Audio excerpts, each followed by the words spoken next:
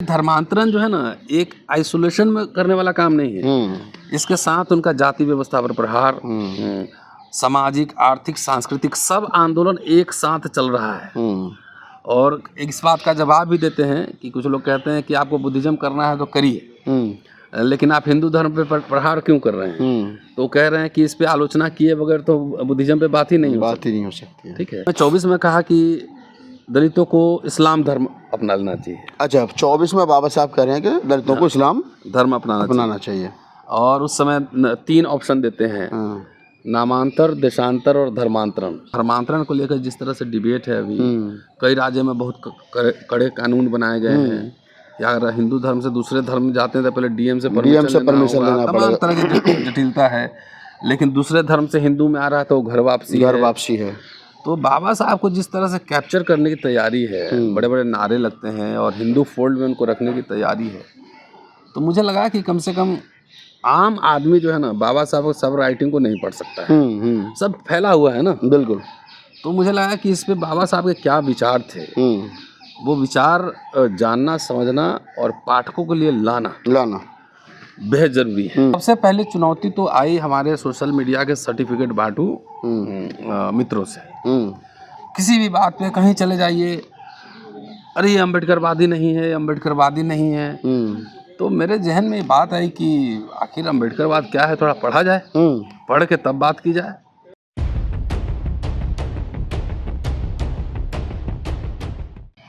नमस्कार, मैं राहुल नागपाल और आप देख रहे हैं सोशल मीडिया। मेरे हाथ में एक किताब है और किताब का नाम है धर्मांतरण, अम्बेडकर की धम्म यात्रा। इस किताब को डॉक्टर रतनलाल साहब ने बनाया है, जो हिंदू कॉलेज में इतिहास के प्रोफेसर हैं। और ये किताब बड़ी भारी भरकम है और इस किताब में लगभग 550 पेज हैं।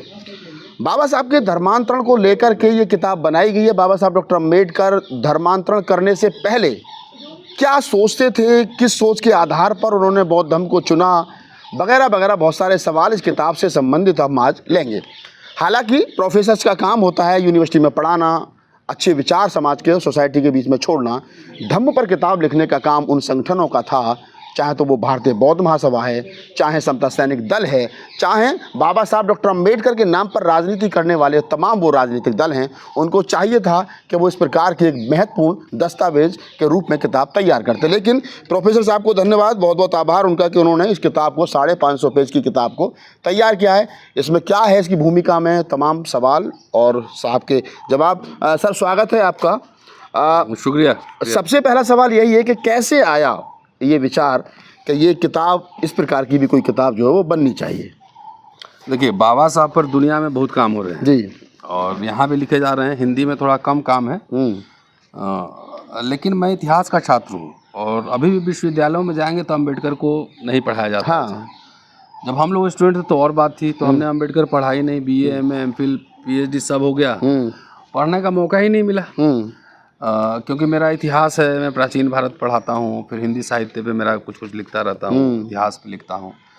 तो जो नहीं है उसको स्वीकार कर लेना चाहिए। एक ही हम लोग जब स्टूडेंट थे तो मार्क्सवाद, समाजवाद, लेनिन ये सब पढ़ते थे, पूरा RS शर्मा, रोमला था, पर ये सब पढ़ते थे। तो जो नहीं है, इंटेलेक्चुअल फॉर्मेशन एक दिन में तो होता नहीं, उसमें वक्त समय लगता है। तो हम किसी से पूछे कि आपने कार्ल मार्क्स क्यों नहीं पढ़ा, आपने गांधी क्यों नहीं पढ़ा, तो कोई एक स्कॉलर एक ही चीज़ में उसकी ज़िंदगी बीती जाती है। बिल्कुल। तो उस समय जब मैं PhD करके लौटा तो सोशल मीडिया का ज़माना आ चुका था। तो मैं बहुत बाद 16 में मैं सोशल मीडिया पे एक्टिव हुआ। तो मैं कुछ कुछ लिखता रहता था और आम आदमी, कोई अम्बेडकर की कोई पढ़ाई नहीं थी। छिटपुट कहीं लेख पढ़ा हुआ तो पढ़ा हुआ, तो मैंने पढ़ा हुआ नहीं था। और बगैर पढ़े हुए जो है ना, मैं बोलता नहीं, ये भी तथ्य है। तो सबसे पहले चुनौती तो आई हमारे सोशल मीडिया के सर्टिफिकेट बांटू मित्रों से। किसी भी बात पे कहीं चले जाइए, अरे ये अम्बेडकरवादी नहीं है, अम्बेडकरवादी नहीं है। तो मेरे जहन में बात आई कि आखिर अम्बेडकरवाद क्या है, थोड़ा पढ़ा जाए, पढ़ के तब बात की जाए। तो 20 तक जो है, लॉकडाउन लगने से पहले तक मेरी 6-7 किताबें, 8 किताबें आ चुकी थी, काशी प्रसाद जायसवाल पे और तमाम और कितने, रोहित, वंचित भारत, तमाम ये सब आ चुकी थी। तो इसी बीच लॉकडाउन आ गया। तो लॉकडाउन में ऑनलाइन क्लास लेना था, घर में रहना था, कहीं जाना नहीं था। तो मैंने सोचा कि चलो अब इसी बहाने जो है ना अम्बेडकर पे पढ़ाई शुरू हो। तो कैसे हो तो पढ़ना। फिर मेरा बेटा जो आजकल विदेश में है उसने एक पुराना मोबाइल से यूट्यूब बना दिया, बोला इस पे बोलिए। मेरे पास कोई टेक्नोलॉजी ने कुछ भी नहीं आता था, ना लाइट कैमरा एक्शन कुछ नहीं जानता था। तो उसी में मैंने बोलना शुरू किया, पढ़ना शुरू किया। तो पढ़ते पढ़ते कई विचार एक साथ मेरे जहन में कौंधे। वो विचार ऐसे थे कि बाबा साहब की राइटिंग तकरीबन 15,000 पेज है और 15,000 में कुछ स्कॉलरली वर्क है, कुछ भाषण है, कुछ ज्ञापन है, तरह तरह के हैं। कुल मिलाकर के 15,000 पेजों में बाबा साहब ने भिन्न भिन्न प्रकार की तरीके से अपनी बातें रखी हैं। उसमें एक समस्या है कि ज़्यादातर में इंडेक्स नहीं है, तो आप वो कहाँ क्या पढ़ना है आपको पता ही नहीं लगेगा। दूसरी बात है कि वो पूरा बिखरा हुआ है, बिखरा हुआ है चारों तरफ। कुछ इस वॉल्यूम में है, कुछ इस वॉल्यूम में है, क्रोनोलॉजी भी नहीं है कई जगह। तो पढ़ते पढ़ते मैंने सोचा कि एक थीम बना के पढ़ा जाए बाबा साहब को। तो मैंने अमूमन 3-4 थीम आइडेंटिफाई किए, जिसमें से पहला थीम ये था धर्मांतरण। क्योंकि और मैंने इसमें जितने इसमें आर्टिकल लिखे हुए हैं ना, सब पे ऑलमोस्ट वीडियो में बना चुका हूँ। वीडियो बनाते गया, आर्टिकल छांटते गया, वीडियो बनाते गया, आर्टिकल छांटते। मतलब लोग इस किताब को भी पढ़ सकते हैं और इससे संबंधित वीडियो भी देख सकते हैं। हाँ, अम्बेडकर नाम पे जाएंगे तो राइटिंग एंड स्पीचेज में बहुत धर्मांतरण में वीडियो मिलेंगे। तो जितने इसमें सब छपे हैं बेसिकली ये उल्टा हुआ, डिजिटल वर्ल्ड से मैंने किताब बनाई है ना। मतलब लोग पहले पढ़ते हैं फिर वीडियो बनाते हैं। हाँ, आपने पहले वीडियो बनाया फिर किताब बनाई। हाँ। तो जब मैं इसलिए भी ज़रूरी था इस पे लिखना कि जिस तरीके से इलेक्शन में चाहे बाबा साहब को एक तरह से हिंदुआइज करके हिंदू थे, ये चल रहा है ना पूरा कि बाबा साहब नाम के आगे रामजी राव स्पेशल लिखा जा रहा है। हाँ, रामजी राव ठीक है, वो तो अब संस्कृति का पाठ है। मेरा नाम रतन लाल है तो मैं थोड़ी बदल सकता हूँ। बिल्कुल। तो जिस तरह से पूरा प्रकरण चल रहा है और धर्मांतरण को लेकर जिस तरह से डिबेट है अभी, कई राज्यों में बहुत कड़े कानून बनाए गए हैं। या अगर हिंदू धर्म से दूसरे धर्म में जाते हैं तो पहले डीएम से परमिशन लेना, तमाम तरह की जटिलता है। लेकिन दूसरे धर्म से हिंदू में आ रहा है तो घर वापसी है। तो बाबा साहब को जिस तरह से कैप्चर करने की तैयारी है, बड़े बड़े नारे लगते हैं और हिंदू फोल्ड में उनको रखने की तैयारी है, तो मुझे लगा कि कम से कम आम आदमी जो है ना बाबा साहब सब राइटिंग को नहीं पढ़ सकता है। सब फैला हुआ है ना। बिल्कुल। तो मुझे लगा कि इस पे बाबा साहब के क्या विचार थे, वो विचार जानना, समझना और पाठकों के लिए लाना बेहद जरूरी है। तो मैंने इसी को 3 वर्ष लग गए इसको करने में, इसको बनाने में। हाँ, क्योंकि मेरा बहुत सारा काम रहता है ना, एक्टिविज्म भी है, भाषण भी चल रहा है, क्लास भी है, आंदोलन भी है, सब चलता रहता है। ये पिछले साल ही आनी थी किताब, लेकिन लेट हुआ। अच्छा, खैर कोई बात नहीं। तो उस पूरे भाषण को मैंने इकट्ठा किया है। मतलब आपका कहने का मतलब यह है कहीं ना कहीं कि बाबा साहब डॉक्टर अम्बेडकर का जो धर्म को लेकर के सोच थी, धर्मांतरण को लेकर के जो सोच थी, उसमें जो बाबा साहब ने देश भर में घूम घूम करके जो भाषण दिए जी, या कोई भी कहीं 2-4 लाइनें लिखी, वो सारी एक जगह आपने इसमें इकट्ठा कर दिया। जैसे बहुत सारे लोग अमूमन बात करेंगे ना तो उन्होंने का कहना है कि 1935 में बाबा साहब ने कहा था कि मैं हिंदू पैदा जरूर हुआ हूँ, मरूंगा नहीं। हाँ। तो मेरे शोध में ये आया कि जो मैंने पढ़ा कि ये प्रक्रिया जो है ना 1920 में ही शुरू हुई। अच्छा। हाँ, 1935 से पहले 1920 में मनगांव में एक सभा थी साहू जी के महाराज के साथ। तो उस सभा में लोगों ने फैला दिया, र्यूमर, अफवाह फैला दिया कि ये तो धर्मांतरित लोगों की सभा है। अच्छा। उसी समय पर 20 में और 20 में यानी बाबा साहब 29 वर्ष के थे। हाँ, 29-30 वर्ष के। हाँ। तो उस सभा थी, पहली सभा उनकी सार्वजनिक जीवन की पहली सभा थी। तो वहाँ के लोकल लोगों ने, जो अपर कास्ट के लोग थे, उन्होंने फैला दिया कि धर्मांतरितों की सभा है, इसलिए वहाँ बहुत ज़्यादा भीड़ इकट्ठा नहीं हो पाई। उसके बाद 1924 में बार्शी में महाराष्ट्र में जगह है, तो वहाँ उन्होंने भाषण में कहा, दलितों से आह्वान किया कि हिंदू धर्म पे सवाल उठाया कि जहाँ संख्या में ज़्यादा थे हिंदू तब भी मुसलमानों से पीटे गए। इसका कारण क्या है कि उसमें बल नहीं है, संघ बल नहीं, जातियों में बटा हुआ है। तो दलितों पे जो हमले हो रहे थे उस समय साउथ इंडिया में कई मूवमेंट हो चुके थे, बायकाम वगैरह ये सब। तो उन्होंने उस समय 24 में कहा कि दलितों को इस्लाम धर्म अपना लेना चाहिए। अच्छा, 24 में बाबा साहब कह रहे हैं कि दलितों को इस्लाम धर्म अपनाना चाहिए।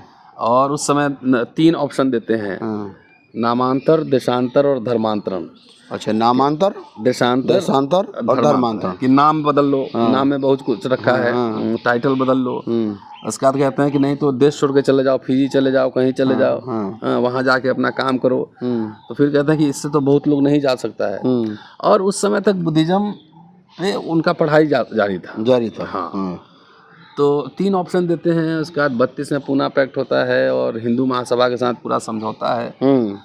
तो वहाँ से लेके और पूरा 56 तक, 20 से लेके 56 तक की जो उनकी यात्रा, इसलिए मैंने टाइटल दिया धम्म यात्रा। धम्म यात्रा। हाँ, 20 से लेके 56 तक जितने उन्होंने ज्ञापन दिए, इंटरव्यूज दिए, भाषण दिए, लेख लिखे, तो जितना संभव बन पड़ा हमसे वो मैंने एक जगह एकत्रित कर दिए। और कंटेंट को देखेंगे ना, इसमें 80 भाषण मेमोरेंडम आदि का कलेक्शन है। राजकमल से छपी है नई दिल्ली से, 3-4 दिन में अमेजन पे भी आ जाएगी। हर भाषण में मैंने तारीख डाल दी है। मेरी 2019 हाँ, कि आप सीक्वेंस से पढ़ेंगे। 24 में क्या बोल रहे हैं, 26 में क्या बोल रहे हैं, 29 में क्या बोल रहे हैं, 29 में क्या बोल रहे हैं, 32 में क्या बोल रहे हैं, है ना, 32 में कई भाषण है, 33 में क्या बोल रहे हैं। तो इस तरह से लेके आप देखेंगे 56 तक आएगा ये पूरा। 1956 में जब उनका आखिरी भाषण सारनाथ में था, देखिए 25 नवंबर 1956 को सारनाथ। तो ये मैंने इसलिए इसको तैयार मतलब 20 से लेकर के 1920 से लेकर के और 1956 तक जी, धर्मांतरण तक, यानी 36 साल। 36 साल बाबा साहब डॉक्टर अम्बेडकर क्या सोचते रहे और क्या बोलते रहे। हाँ, एकदम। दूसरी बात है, उसके बाद फिर सिखिज्म के सर एक चीज़ तो क्लियर हो गई कि जो लोग सिर्फ ये कहते हैं आधे अधूरे ज्ञान के साथ में कि बाबा साहब ने 1935 में घोषणा की कि मैं हिंदू धर्म में पैदा हुआ, हिंदू धर्म में मरूंगा नहीं। आपने 1920 से, यानी कि लगभग 15 वर्ष पहले से बाबा साहब के मन मस्तिष्क में ये बात थी। ये बात अलग है कि उन्होंने घोषणा 35 में की। अरे जब वो कोलंबिया में थे तो उनका पहला डिसर्टेशन ही जाति के ऊपर है। हाँ, तो इसका मतलब the matter was very close to his heart, है ना, उनके दिल के करीब था ना ये मामला। तो इसलिए वो तो वहीं से प्रक्रिया बार बार इसमें देखेंगे। तो जब स्कूल पास किए थे तो उनका समारोह हुआ था, एक सम्मान समारोह हुआ था। तो दादा केलुस्कर ने उन्हें बुद्ध चरित्र दिया था।